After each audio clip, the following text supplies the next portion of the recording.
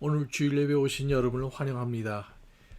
오늘 2020년도 마지막 주일 예배를 함께 드리시면서 참 하나님의 말씀을 나누고 우리 또 새해는 새로운 믿음과 각오로 새해를 맞이하기 원합니다. 이렇게 귀한 말씀 전할 기회를 주신 우리 김혜능 목사님께 감사드립니다.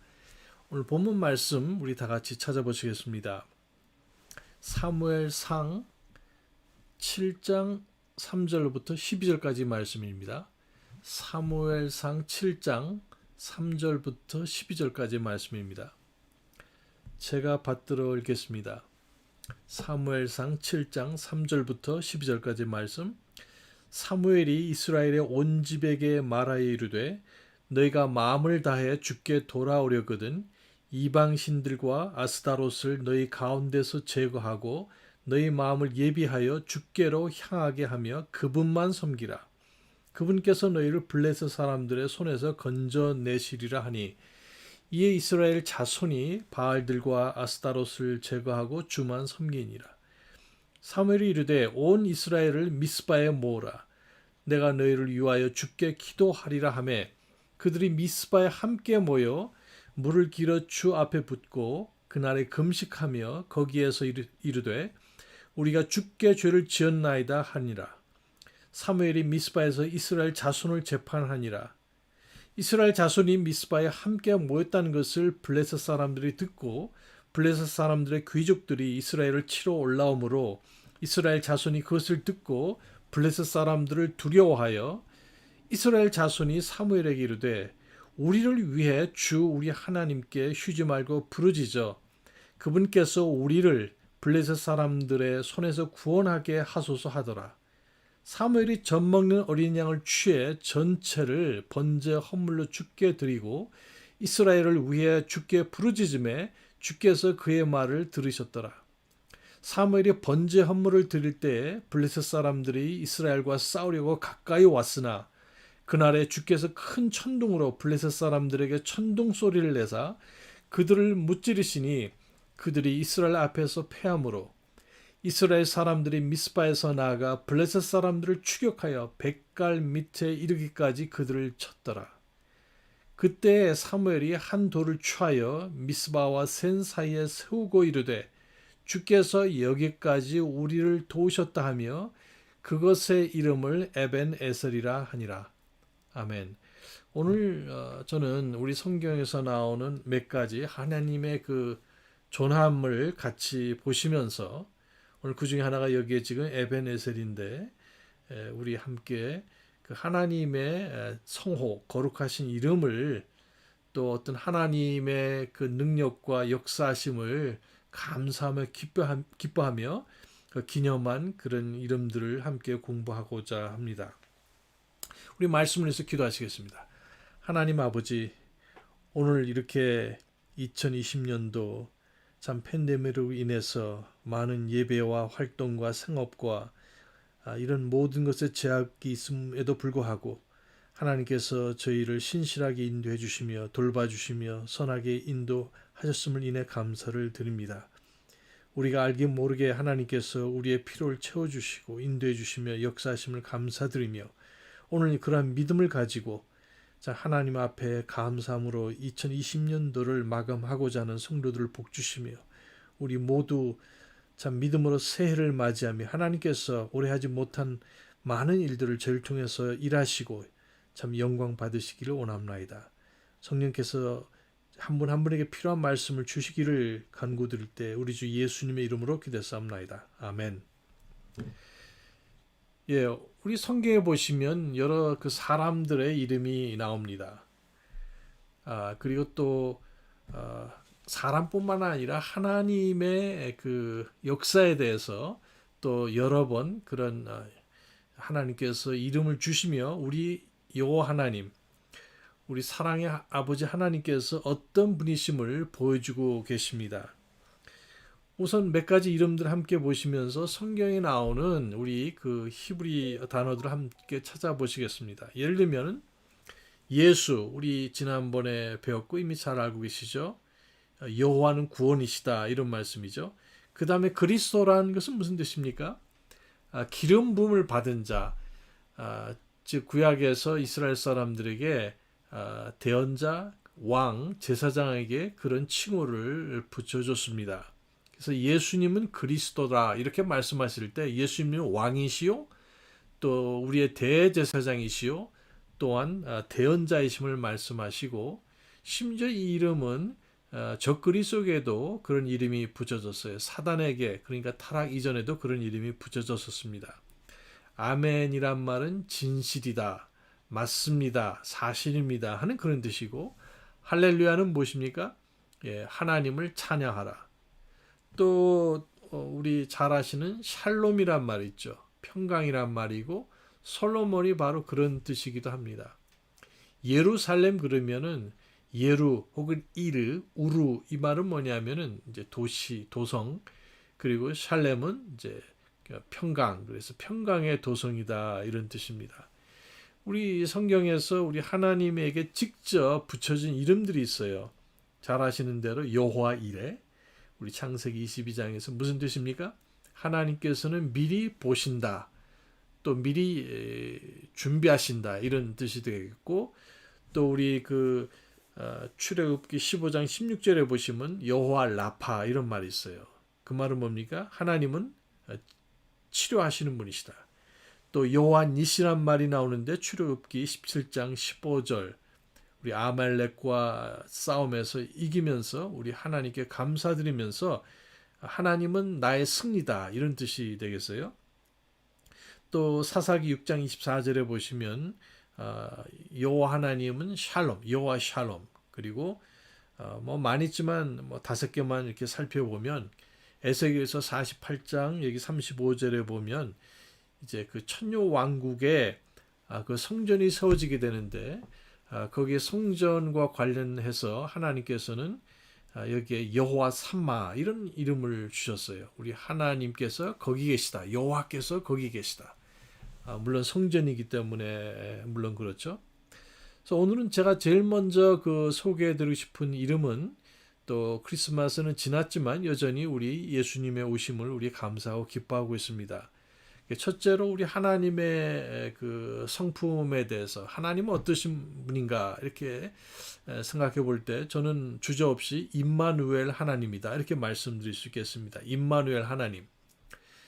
물론 이 말씀은 우리 이사에서 나오는 말씀이죠. 7장 14절, 8장 8절 그리고 또 임마누엘이란 말은 없지만 이제 8장 10절에서도 임마누엘이 나오고 거기서 그냥 설명이 바로 나옵니다. 우리와 함께 하신다 이런 뜻으로 하나님께서 우리와 함께 하신다 이런 뜻입니다. 근데 이 말 자체는 사실 정확하게 표현한다면은 우리와 함께 하시는 하나님이다. 바로 이제 예수님 보라 처녀가 잉타하여 아들을 낳으리니 그 이름을 임마누엘이라 하라. 우리 마태복음에서도 이 말씀이 1장 23절이죠. 거기서 인용이 되는데 그래서 예수님은 비록 아기의 모습으로 오셨지만 그분이 하나님이시다는 것을 강조하기 때문에 God with us 우리와 함께 하시는 하나님.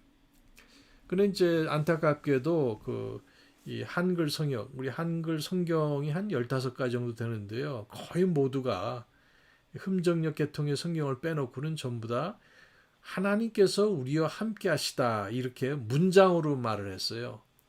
하지만 사실 이 정확한 표현은 우리와 함께 하시는 하나님입니다. God with us. 하나님께서 우리와 함께 하시다는 영어로 God is with us 이렇게 표현이 돼요. 그래서 하나님께서 우리와 함께 하신다. 그냥 이제 보편적인 의미로 이렇게 그렇게 말하지만 이제 우리 한글에서 하나님께서 우리와 함께 하시다 이렇게 번역을 하면 사실 정확한 번역이 아닙니다. 예수님이 누구신지 명확하게 표현이 되어 있지 않습니다. 근데 이제 우리가 좀 말할 때 뉴 아메리칸 스탠다드, NIV 이런 성경들이 있어요. 이제 문제가 많은 성경들이지만 그러나 그런 성경조차도 정확하게 번역을 해서 God with us 바로 예수님이란 분은 우리와 함께 하시는 하나님이시다 이렇게 말을 가르치고 있는데 지금 우리 한글 성경, 개혁 성경, 개정 개혁 등 모든 성경들이 예수님이 하나님이시다라는 것을 정확하게 그 번역에서 표현하지 못하고 있습니다. 그냥 하나님께서 우리와 함께 하시다. 그런 보편적인 의미로 이렇게 번역을 해놨습니다. 어쨌든 여기에 이제 정확한 번역은 거의 모든 영어 성경이나 우리 킹제임스 한글 번역에서도 이렇게 표현되어 있듯이 우리와 함께 하시는 하나님이시다. 예수님은 하나님, 예수님의 신성을 정확하게 표현을 하고 있습니다. 근데 그 이사야서 7장에서 나오는 그 왕이 있지 않습니까? 지난번에도 잠깐 말씀드렸지만 이 아하스 왕은 하나님을 경외하지 않는 그런 왕이었었어요. 하나님을 두려워하지 않습니다. 그는 우상 숭배하고 또 백성을 보살피지 않았을 뿐 아니라 아주 그 참 패역한 그런 왕이었었습니다. 그런데 참 놀라운 것은 그럼에도 불구하고 하나님께서 이 아하스 왕에게 표적을 주시겠다고 말씀하셨어요. 근데 이 아하스 왕은 그 7장에 보시면 굉장히 경건한 척하면서 저는 하나님께 그 표적을 구하지 않겠습니다 하면서 뭐 주시지 않아도 좋습니다 이렇게 사양하는 것을 보게 됩니다. 사실 그것은 불신앙이었었어요. 하나님께서 그런 표적을 주시면서 내가 마침내 너희를 긍휼히 여기고 너희에게 메시아를 주시겠다는 그 말씀을 거절하는 그런 이제 못된 태도라고 볼 수가 있죠. 그럼에도 불구하고 하나님께서는 아하스 왕은 사실 보기 싫었지만 그러나 이 다윗에게 하신 약속. 그래서 여기 7장에 보시면은 그 12절 13절에 보시면 하나님께서 아하스 왕이 아니라 실은 여기에 야곱의 집 다윗의 집에게 그것을 주시겠다 그렇게 말씀을 하시고 있습니다. 비록 아하스 왕은 패역한 왕이지만 여기 보시니까 13절에 그가 이르되 오 다윗의 집이여 그렇게 말씀하셨어요. 또 14절에 그러므로 주께서 친히 한 표적을 너희에게, 그러니까 아하스 왕 너에게 아니라 여기 보니까 다윗의 집에 왕조에 그리고 이스라엘 백성에게 주시겠다. 그러니까 천의 몸을 통해서 여기에 메시아 구원자를 보내시겠다. 그리고 그는 누구시냐면 바로 우리와 함께 하시는 누굽니까? 하나님이라고 그렇게 말씀을 하셨어요. 바로 이것이 하나님의 은혜입니다. 하나님의 긍휼하심이죠. 하나님은 비록 어떤 사람의 그 상태를 보고 그가 하나님을 진정으로 섬기는지 하나님의 말씀을 순종하는지 이런 것과 상관없이 그래도 여전히 은혜로 대해 주신 것을 보게 돼요. 특별히 여기 보니까 다윗 왕에게 약속하신 것이 있죠. 여기에 그 사무엘 하 7장 13, 14, 15절에 보시면 이 다윗의 집에 여기에 그 씨를 주시겠다. 또 왕좌를 주시겠다. 그리고 그 왕국이 영원할 것을 말씀하셨어요. 하나님은 그렇게 무조건적으로 그런 언약을 주셨고 다윗에게 주셨기 때문에 이것을 결국 그 아스의 순종이나 불순종과 상관없이 무조건적으로 때가 되면 그 약속을 성취하시겠다고 그렇게 일방적으로 하셨습니다. 그래서 하나님은 은혜의 하나님이세요. 그러니까 하나님께서 이 임마누엘의 그 메시아 하나님의 아들을 이렇게 주시게 되는데 그것을 은혜로 주셨다는 이런 말씀입니다. 종종 우리의 삶이 하나님을 기쁘시게 하지 못하고 우리 마음대로 내 뜻대로 살아가는 때가 너무 많이 있습니다. 그럼에도 불구하고 죄가 많은 곳에 은혜가 됐다고 말씀하셨는데 우리 하나님은 저와 여러분에게 은혜로 대해 주십니다. 구원받지 않은 분들에게도 마찬가지예요.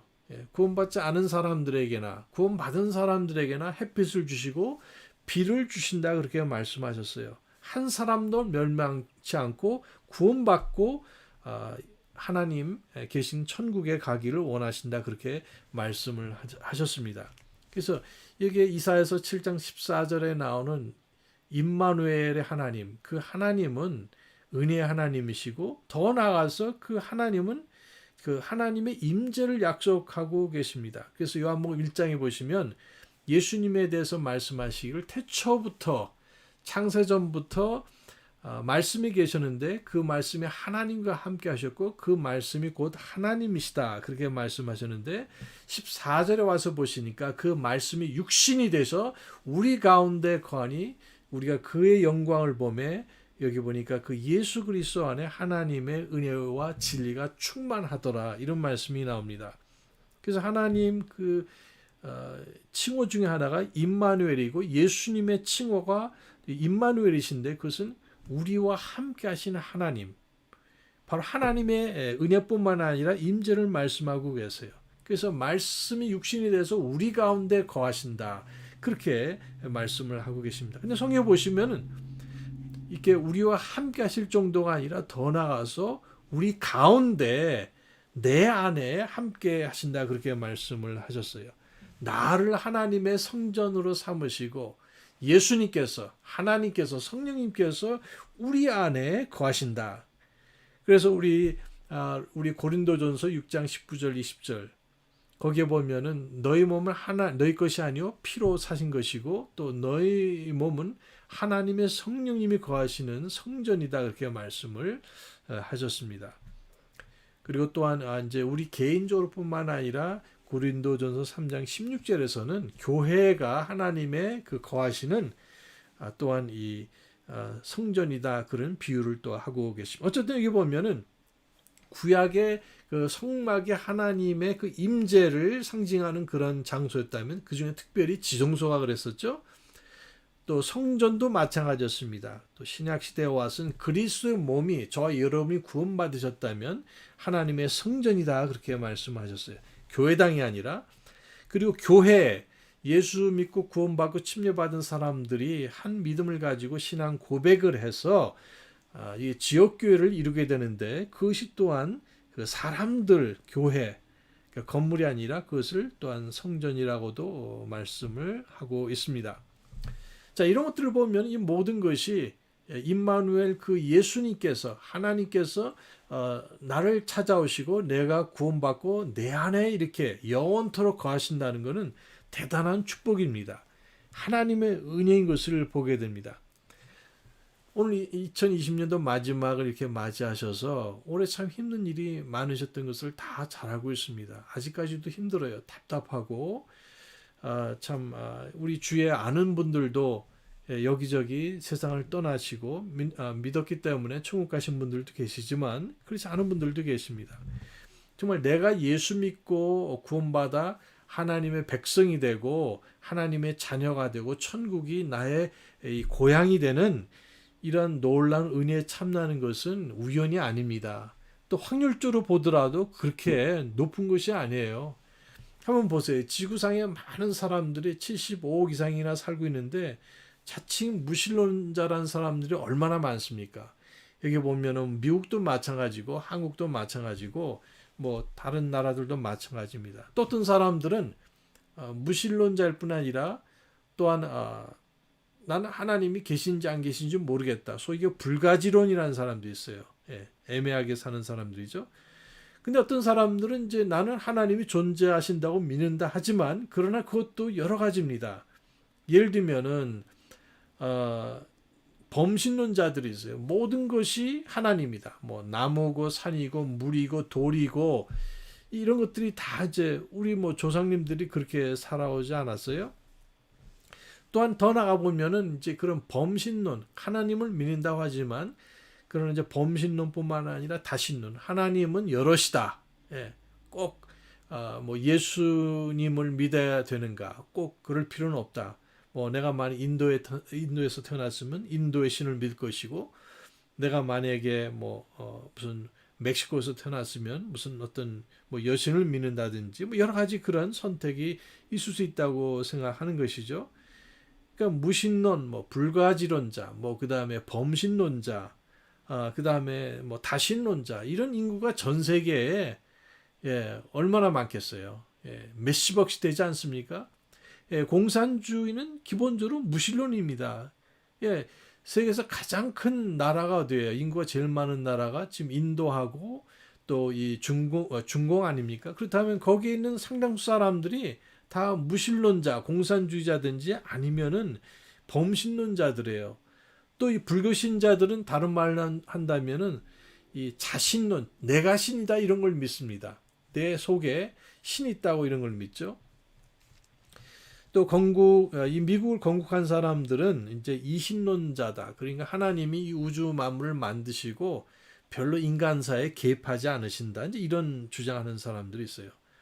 또 이제 어떤 사람들은 뭐 꼭 신이 뭐 다 그런 거지 하고 단일 신론자라는 사람들이 있습니다. 그러니까 신이 뭐 한 10개, 20개 이 정도 된다면 그 중에 한 신을 최고로 삼고 이렇게 믿는 사람들이 있어요. 그런데 이제 우리가 좀 더 좁혀간다면은 어떤 사람들이 있습니까? 우리 유일신론자들이 있어요. 하나님은 한 하나님이시다. 이렇게 믿는 사람들인데 그것도 여러 가지예요. 지금 뭐 십매덕의 사람들이 결국 마흐메트가 주창한 알라라는 신을 믿지 않습니까? 그 신은 한 신이에요. 그러나 그 신은 아들이 없는 또 사랑이 없는 그런 신입니다. 결국은 마귀가 만든 그런 유사신이죠. 참 살아계시고 참된 그런 영원히 거룩하신 그런 하나님이 아니십니다. 유대인들도 나름대로 여호와 하나님을 믿지만 그들은 예수 그리스도를 거절합니다. 그러니까 이것저것 다 빼면 진짜 예수 그리스도 안에 있는 삼위일체 하나님, 성경의 신구약의 하나님을 믿는 사람들 그렇게 많지 않습니다. 또 교회를 나간다 하지만 뭐 성당에 나가고 교회에 나간다 하지만 진짜로 거듭난 사람들은 많지 않아요. 여러분 정확한 복음을 들으시고 내가 죄인인 것을 깨닫고 회개해서 예수 그리스도가 유일하신 구원자심을 믿고 구원받으셨다면 여러분 하나님의 은혜이심을 감사하시기 바랍니다. 그래서 우리에게 복잡하고 힘든 일이 많이 있지만 그저 구원받은 사실 그 한 가지, 내 이름이 하나님의 어린 양의 생명책에 기록됐다는 그 사실 한 가지만으로도 우리가 감사하고 기뻐할 수가 있습니다. 그래서 오늘 그 임마누엘 하나님을 소개해드렸고 두 번째는 여기 본문에 나오는 에벤에셀의 하나님입니다. 에벤에셀의 하나님. 여기까지 도우시는 하나님이란 뜻이죠. 사무엘상 우리 7장 12절에 그 나오는 말씀입니다. 이때 그 사무엘상 7장에 나오는 그 이스라엘 백성들의 영적인 상태는 참 척박했습니다. 너무 힘들었어요. 그들은 패배의 연속이었었습니다. 주위에 자기보다 그 강성한 여러 민족들이 있어서 특히 그 중에 블레셋이 있어서 너무나 그 괴롭힘을 당했었습니다. 하나님께서 이스라엘 백성을 그 선민으로 이렇게 삼으시고 거룩한 백성으로 삼으시고 왕 같은 그런 제사장 나라로 왕국으로 삼으셨지만 그러나 이스라엘 백성들은 그렇게 살지를 못했었어요. 그래서 사사시대 보면은 지속적으로 반복해서 여기 보니까 그 이교도들 그 주의 나라 사람들의 노예가 되고 종이 되는 것을 보게 됩니다. 사무엘상에 들어오면 이제 마지막 사사가 되는, 어떤 사람은 뭐 사무엘이 마지막 사사라고도 말하는, 어쨌든 그 엘리가 나오고 그의 집안이 나오게 됩니다. 근데 이 엘리라는 그런 지도자도 제사장으로서 하나님 앞에 모범이 된다든지 참 그 이스라엘 백성들을 바로 인도해서 뭐 재판하고 그들에게 영적인 그 가이드를 준다든지 이런 것들을 제대로 못했었어요. 패배와 노예의 연속이 있는 것을 보게 됩니다. 왜냐하면 그들은 하나님 말씀대로 사는 그런 것이 아니라 자기 보기에 자기 소견에 맞은 대로 살았더라고 여러 번 사사기에 말씀하고 있습니다. 그래서 여기에 사무엘상에 들어오시면은 4장 2절에 4,000명이 한번 전투에서 죽게 됩니다. 또 4장 10절에서는 이스라엘 백성 군대가 3만이나 이렇게 죽임을 당하게 돼요. 거기에 보통 언약궤 문제가 나오는데 이스라엘 백성으로서 그 언약궤를 함부로 하면 안 됩니다. 근데 그걸 이스라엘 백성 중에 어떤 사람들이 그것을 열어봤어요. 언약궤를. 그래서 거기에 하루아침에 5만 명이 넘는, 이 성경에 보니까 5만 70명이 6장 19절에 죽었다고 이렇게 되어 있습니다. 그러니까 여기에 보니까 이스라엘 백성들이 왕 같은 그러한 제사장 백성으로서 이 거룩한 삶을 살아야 되는데 하나님 말씀에 순종해서 살아야 되는데 그렇지 못한 것을 보게 됩니다. 그러니까 자기들은 자기들이 하고 싶은 대로 사는 자유인이라고 생각했지만 막상 죄의 노예가 되고 사단의 노예가 되고 이교도들의 그 노예가 된 것을 보게 됩니다. 아까도 말씀드린 대로 이런 가운데서 그래도 여기에 엘리 제사장이 정말 지도자 역할을 제대로 했다면 그들에게 하나님의 말씀을 가르치고 어떻게 살아야 되는지 분명히 제시를 했다면 얘기는 달라질 수가 있었어요.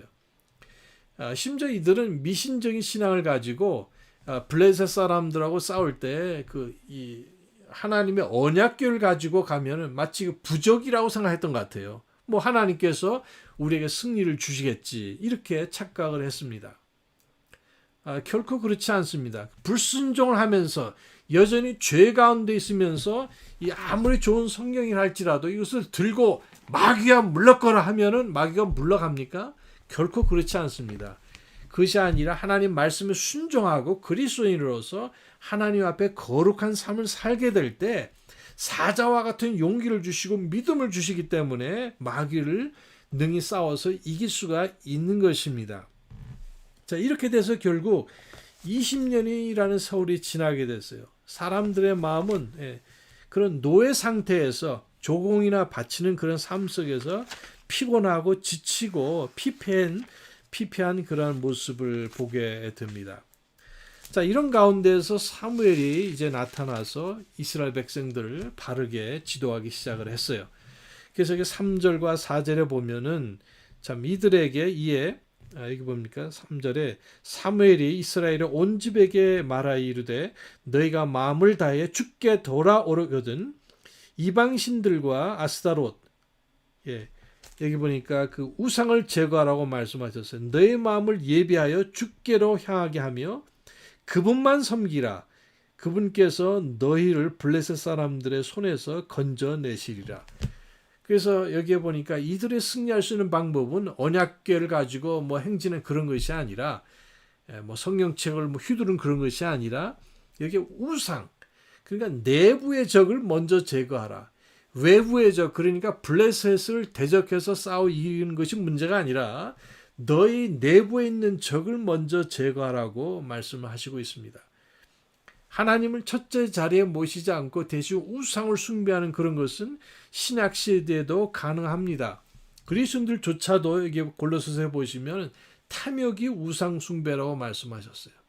예수 그리스도보다 더 우리 마음에 더 으뜸이 되는 그것이 비즈니스가 될 수가 있고 그것이 가족이 될 수가 있고 남편이 될 수 있고 아내가 될 수 있고 자녀가 될 수가 있고 어떤 재물이 될 수가 있고 재능이 될 수 있고 그것이 무엇이든 간에 예수 그리스도보다 더 귀한 자리에 있다면 그것이 바로 우상이라는 말씀입니다. 그리고 이게 5절하고 이게 8절에 보면은 이게 그 중보의 기도를 사무엘이 하는 것을 보게 됩니다. 5절에 보시면 사무엘이 이르되 온 이스라엘을 미스바로 모으라 내가 너희를 위하여 주께 기도하리라 그렇게 말씀을 하고 있습니다. 여기 지도자의 효력이 있는 기도, 중보의 기도가 여기에 또 소개되는 것을 볼 수가 있어요. 그래서 6절과 7절에 이 말씀을 따라서 우상을 제거하고 회개하고 죄를 자백하는 그런 아름다운 모습이 나오게 됩니다. 6절에 보시면 그들이 미스바에 함께 모여 물을 길어 주 앞에 붓고 그날에 금식하며 거기에서 이르되 우리가 주께 죄를 지었나이다. 우리 그리스도인이 할 수 있는 가장 아름다운 모습입니다. 그래서 여기가 물을 붓고 이 죄를 자백하고 금식하는 이런 걸 보니까 어쩌면 이것이 우리 가을의 이스라엘 명절에 보면은 하나님께서 주신 명절들이 있어요. 그것이 예를 들면은 속죄일이라든지 또 이제 장막절이 나오는데 속죄일에는 금식을 하고 또 죄를 자백하고 그 다음에 이 장막절에 보면 물을 붓는 그런 것이 이제 요한복음 7장에도 나오는데 이런 일들이 있었어요. 그리고 여기 보니까 9절에 보면은 사무엘이 젖 먹는 어린 양을 취해 전체를 번제 헌물로 주께 드리고 그러면서 하나님께 부르짖었다 그렇게 하고 있습니다. 바로 어린 양 예수 그리스도를 말씀하고 있지 않습니까? 그래서 여기에 이러한 준비가 됐을 때 우리 패배의 원인이 어디에 있는가? 우리 마음속의 괴로움과 고통과 이런 것이 어디에 있는가? 어떤 박혀 있는 것이 아니라 다른 사람이 아니라 바로 내 자신 안에 있다는 것을 성경은 가르치고 있습니다. 예수님보다 더 귀히 여기는 것이 있다면 그것을 버리라고 말씀하셨어요. 금식을 한다는 것은 실제적으로 음식을 거부하는 것도 되지만 그 외에 내 마음을 산만케 하는 그런 것을 다 제거하는 겁니다. 그래서 오늘날 같으면은 무슨 여기 페이스북이든지 무슨 전화 우리 스마트폰이든지 그것이 무엇이든 간에 내 마음을 빼앗는 그 무엇이 있다면 그것을 좀 뒤로 젖혀놓고 먼저 하나님 앞에 내 자신을 내어놓고 하나님 앞에 내가 잘못한 것을 모른다면 또 하나님께 그렇게 기도할 수 있어요. 하나님, 제 마음속에 제 삶 속에 잘못된 것이 무엇입니까? 보여주십시오. 제가 그것을 버리기 원합니다. 그런 쓰레기들을 계속 가지고 있으면 악취가 나게 되고 그 죄로 인해서 결코 영적인 승리를 맛볼 수가 없다는 사실입니다. 그렇게 하니까 그냥 우상을 제거하고 여기 지도자가 중보 기도를 해주고 또 이스라엘 백성들 한 사람 한 사람이 범죄를 자백하고 예수 그리스도를 으뜸으로 놓고 하나님의 역사를 간구했을 때 여기 보니까 10절 11절에 어떤 일이 일어났습니까? 사무엘이 번제 헌물을 드릴 때에 블레셋 사람들이 이스라엘과 싸우려고 가까이 왔으나 그날에 주께서 큰 천둥으로 블레셋 사람들에게 천둥 소리를 내사 그들을 무찌르시니 그들이 이스라엘 앞에서 피함으로. 그들이 믿고 있었던 바알 신은 천둥의 신이었었어요. 여기 보니까 참 또 아스타롯은 무엇이냐면 여기에 그 풍류의 신이고 아주 음란한 그러한 의식이 포함된 그러한 종교였었는데 이런 것을 다 버렸을 때 하나님께서 응답하시고 역사하시는 것을 보게 됩니다. 그래서 12절에는 결국 이들이 어떻게 했어요? 그것이 당연한 것이 아니라 우연이 아니라 12절에 그때 사무엘이 한도를 취하여 미스바와 이게 센 사이에 세우고 이르되 주께서 여기까지 우리를 도우셨다 하매 그것의 이름을 무엇이라 했습니까? 에벤 에셀이라 하니라. 이것을 보게 됩니다. 그들은 감사를 표했어요. 우리가 가만히 있을 수 없고 정말 우리 삶 속에 다시 찾아오셔서 우리에게 역사하시고 승리를 주신 그 하나님께 감사하면서 영광 돌리는 것을 보게 기념비를 세운 것이죠. 우리 신약 시대에 또 우리에게도 이렇게 놀라운 분이 계십니다. 여기 구약 시대 이스라엘 사람에게 하나님은 에벤에셀의 하나님, 그들을 도우시는 함께 하시고 도우시는 하나님이라 이렇게 하셨는데 요한복음 14장 16절 17절에 보시면 내가 아버지께 구할 터인즉 그분께서 다른 위로자를 너에게 주사 그분께서 영원토록 너희와 함께 거하게 하시리니 곧 진리의 영이라. 그러니까 여기에 그 예수님께서 자신이 우리의 위로자시지만 그러나 또 다른 위로자, 두 번째 위로자를 우리 그리스도인들에게 언제 주셨습니까? 내가 예수 믿고 구원받았을 때 그때 우리 마음에 들어오셨어요. 자, 그래서 그분은 곧 진리의 영이시라 하셨고 세상은 그분을 받아들이지 못하나니 이는 세상이 그분을 보지도 못하고 알지도 못하기 때문이라. 그러나 너희는 그분을 아나니 이는 그분께서 너희와 함께 거하시며 또 너희 속에 계실 것이기 때문이라. 그래서 그 성령님께서 우리에게 오시고 함께 하실 뿐 아니라 우리 안에 내주하시고 영원히 거하신다 그렇게 하셨습니다. 너희 속에 영원히 거하신다. 그래서 여기에 이스라엘 백성을 부러워하실 필요가 없어요. 그거 못지않게 10배 100배 이상으로 하나님이신 성령님께서 우리 안에 찾아오셨고 우리 안에 영원토록 거하신다 그렇게 말씀하셨어요. 그럼 뭐 하시는 분이시냐? 위로를 주신다 이런 말씀이 물론 첫째 의미가 되고 다른 의미는 뭐냐면 옆에서 도우신다는 뜻이에요. 여기 위로자란 뜻은 페라클레이토스, 그 말은 뭐냐면 옆에서 우리를 도우시는, 즉 에반 에셀의 하나님이다 이런 뜻입니다. 누가요? 성령 하나님께서. 그래서 우리는 이런 찬송을 부를 수가 있습니다. 여러분 잘 아시는 찬송이죠. 복의 근원 강림하사 이런 내게 찬송 주셨네. 이런 찬송이 있죠. 2절에 보시면 이렇게 되어 있어요. 주의 도와주심으로 이때까지 왔으니. 사실 그 영어 가사에서는 에반에셀이라는 말이 나와요. 왜냐하면 그 작곡을 라빈슨이라는 분이 밥 라빈슨이라는 분이 하셨는데 침례 목사님이셨죠. 그분이 그 하나님, 자기가 경험한 하나님은 어떤 하나님이십니까? 바로 나와 함께 하시고 나를 도와주신 하나님이다. 그래서 2절에 여기에 주의 도와주심으로 이때까지 왔으니 이렇게 노래를 하고 있습니다. 우리 하나님은 어떤 분이십니까? 임마누엘의 하나님이십니다. 우리 하나님은 어떤 분이세요? 모든 것이 하나님의 은혜로 함께 해주시고 나의 가장 좋은 것을 주시고 합력해서 선을 이루시며 또한 예수님을 형상, 주님을 닮아가게 하시는 그런 하나님이라고 말씀하셨어요. 올해 2020년도에 여러분 슬픈 일이 아마 많이 있었을 거예요. 힘든 일이 많이 있었지만 그러나 여러분 사도 바울이 말씀하신 것처럼 내 은혜가 내게 족하다 하는 말씀을 우리에게 전해주셨는데 바로 예수님께서 친히 우리 바울에게 말씀하셨죠. 사도 바울은 나의 나된 것은 하나님의 은혜라고 말씀하셨어요. 아무리 어려워도 이 가운데서 우리는 감사할 수가 있습니다. 하나님께서 나를 연단해 주시고 나를 빚어 주시기 때문에 그렇습니다. 아무리 어려워도 우리 하나님은 우리를 도와주신다고 약속하셨어요. 마지막으로 드리고 싶은 것은 우리 하나님은 마라나타의 하나님이십니다. 임마누엘의 하나님, 에반에셀의 하나님, 그러니까 나와 함께 하시는 하나님, 그리고 나를 도와주시는 하나님, 여기까지 2020년도 12월 마지막 주일까지 도와주신 하나님. 세 번째는 이제 오늘뿐만 아니라 이제 하나님께서 은혜로 2021년도를 주신다면 그만큼 예수님의 재림이 가까웠습니다. 고린도전서 16장 22절에 보시면 여기에 볼지어다 그가 오시느니라. 그렇게 번역은 안 돼 있어요.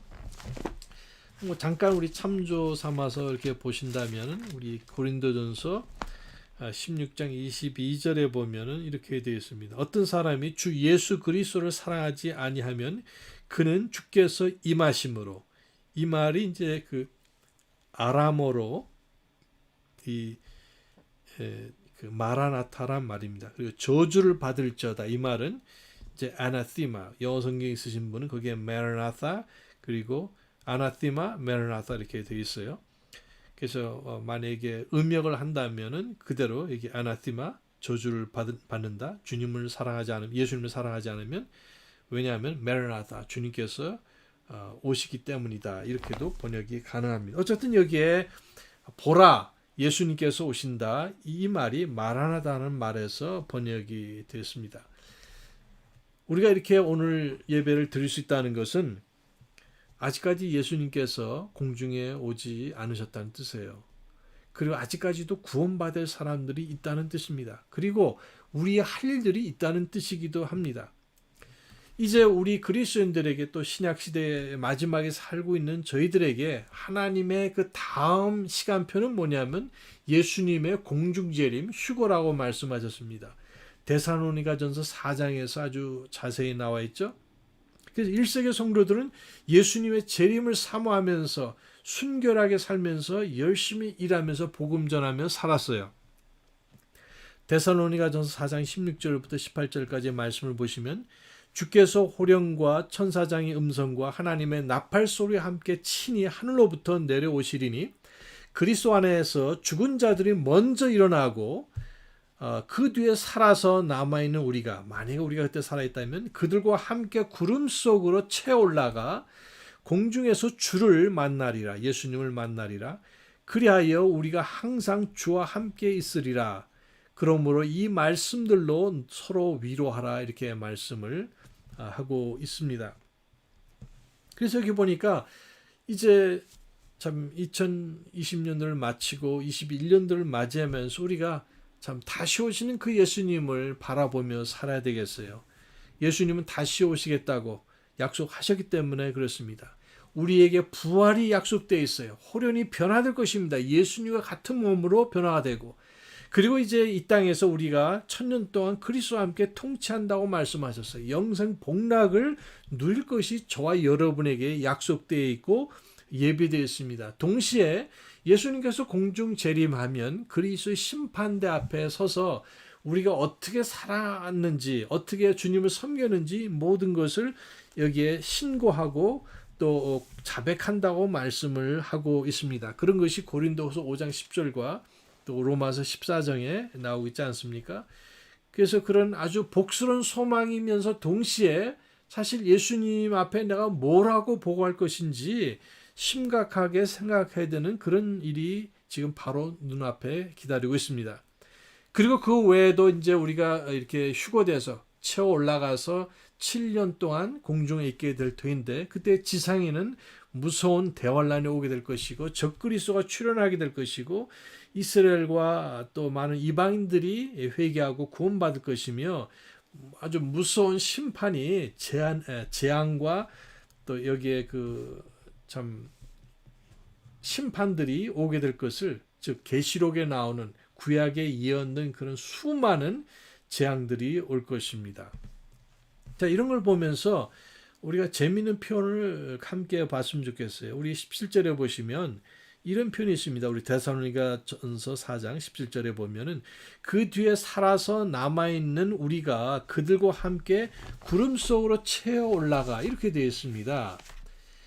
자, 그래서 여기에 그 채어 올라가 이 말이 보니까 영어에 보니까 shall be caught up 이렇게 되어 있어요. 뭐 채어 올라간다는 것은 이제 뭐 다르게 우리가 생각한다면 snatch, 그러니까 이 독수리가 마치 그 자기 먹이를 발견해 가지고 갑자기 그 내려와서 뭐 병아리를 채워 올라간다 이런 뜻도 될 수가 있습니다. 근데 여기에 그 채워 올라간다는 말이 참 재밌어요.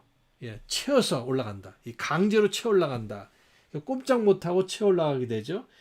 근데 이제 이 라틴어 성경에 보니까 라피오로 이렇게 되어 있어요. 제가 찾아보니까 혹은 여기에 라피의 무 이렇게요.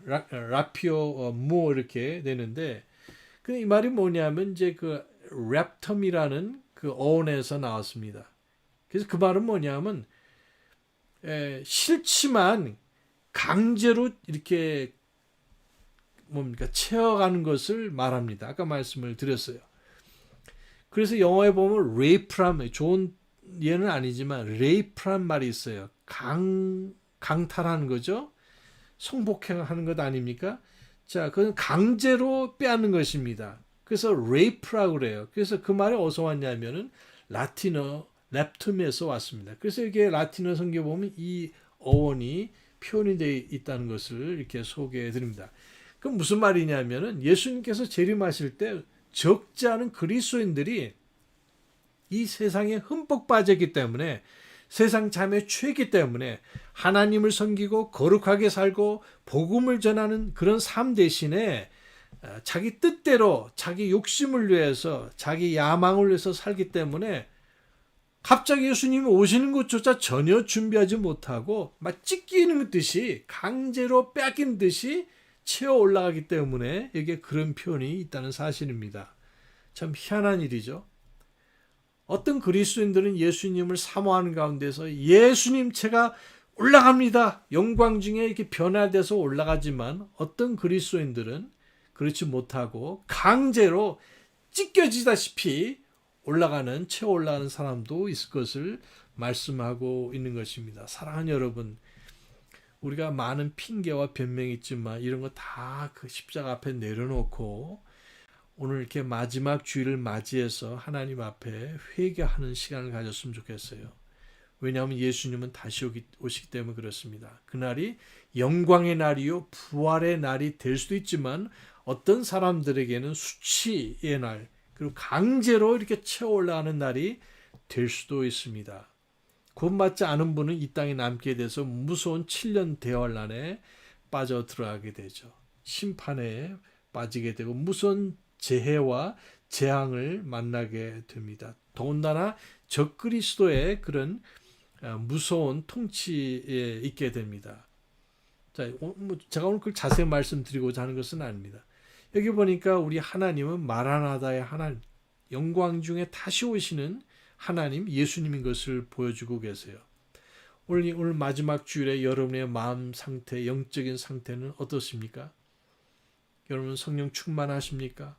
그래도 감사가 있으십니까? 하나님 은혜에 여러분 찬양을 드리고 계십니까? 아니면은 그저 그러십니까? 혹시 마음이 미지근하지는 않으십니까? 차지도 않고 덥지도 않은 그런 상태는 아니십니까? 오늘 우리 하나님은 바로 임마누엘 하나님으로 오신 예수님, 그리고 에베네셀, 여기까지도 도우시는 그런 하나님, 그리고 영광 중에 나를 데리러 오시는 그 하나님이라고 말씀을 하셨어요. 우리 성경에 배울 것이 많았지만 적어도 저와 여러분이 섬기고 믿고 따르는 그 하나님, 그분이 바로 임마누엘이시고 그분이 에벤에셀이고 또 그 하나님은 마라나다이신 것을 여러분 기억하시고 오늘 우리 마음의 상태가 감사와 기쁨으로 가득하시기를 주님 이름으로 기도드립니다. 다 같이 기도하시겠습니다.